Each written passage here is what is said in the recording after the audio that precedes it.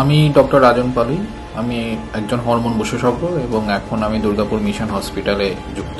আজ আমরা যে হরমোনটি নিয়ে কথা বলবো সেটি হচ্ছে প্রোল্যাক্টিন। প্রোল্যাক্টিন হরমোন আমাদের মস্তিষ্কের পিটুইটারি গ্রন্থি থেকে বের হয় এবং এই হরমোনটি দুটো তিনটি বিশেষ কাজ করে আমাদের শরীরে।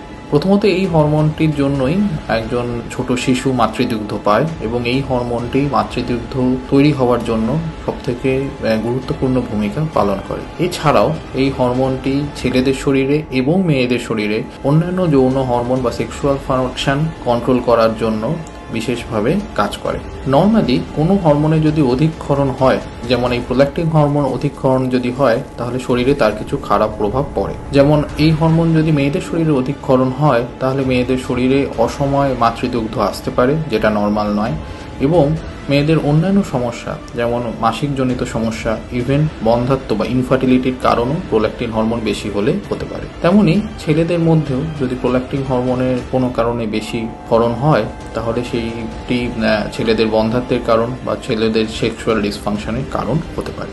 প্রোল্যাক্টিন হরমোন বিভিন্ন কারণে বাড়তে পারে। তার মধ্যে সবথেকে কমনলি যে কারণগুলো আমরা হরমোন বিশেষজ্ঞরা পাই সেটা হচ্ছে অন্য কোনো ওষুধের সাইড এফেক্টে প্রোল্যাক্টিন হরমোন বাড়তে পারে। মোস্ট কমনলি আমরা নর্মালি যে সমস্ত অ্যান্টাসিড জাতীয় ওষুধ বা বমির ওষুধ, ডোমপেরিডন জাতীয় ওষুধ খাই এবং কিছু কিছু ক্ষেত্রে কিছু মানসিক অসুখের জন্য যে ওষুধ দেওয়া হয় সেই ওষুধের থেকে প্রোল্যাক্টিন হরমোন বাড়তে পারে। এছাড়া যদি আমাদের মস্তিষ্কে পিটুইটারি গ্রন্থির কোনো টিউমার হয় সেটি থেকে প্রোল্যাক্টিন হরমোন বাড়তে পারে। তাছাড়া অন্যান্য কিছু অসুখ যেমন খুব কমনলি মহিলাদের পলিসিস্টিক ওভারিয়ান ডিজিজ, সেখান থেকেও সামান্য পরিমাণে প্রোল্যাক্টিন হরমোন বাড়তে পারে। যদি কোনো মানুষের প্রোল্যাক্টিন হরমোনজনিত কোনো সমস্যা আসে যেগুলো আমরা আলোচনা করলাম, তাহলে আপনাদের নিকটবর্তী কোনো হরমোন বিশেষজ্ঞ ডাক্তারবাবুর সাথে যোগাযোগ করবেন। নমস্কার।